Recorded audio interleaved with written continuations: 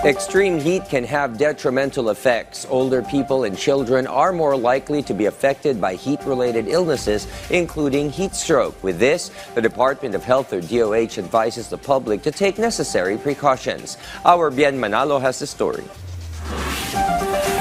Senior citizens are one of the most affected by the extreme heat.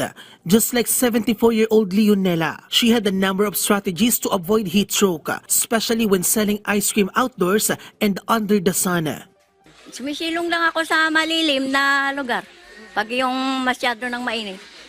Lagi po akong may baon tubig na siya kong iniinom. Pagkakaubos, pinapalitan ko uli. Eduardo also has another strategy to mitigate the heat, especially since his grandson was rushed to the hospital due to the extreme heat. Bumababa lang ako dito, pakinangin. Tapos magpapaypay. Naglalagay ng bimpo siya noon na malamig. Awak-awak siya ng ina niya. Ngayon nakahiga sila. Bigla na lang nangisay. Yun pala, nakumbulsyon na. Dahil sa init.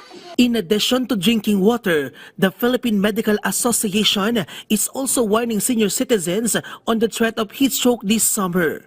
Proper long sleeves at saka mga jogging pants na yan na that could breathe in as well. Pero wag naman balot na balot, no? And then stay indoors. Besides adults, children are also seriously affected by extreme heat. According to the Philippine Pediatric Society, aside from heat stress and heat stroke, other diseases also on the rise this summer, such as vector-borne and waterborne diseases. Ang bottom line dyan, kailangan yung basics hand washing, clean water, space in between. Wag kayo pumunta sa crowded spaces. According to PPA, although the weather is hot, the threat of dengue still exists, so it is important to always keep the environment clean. Bien Manalo from the National TV Network for a new and better Philippines.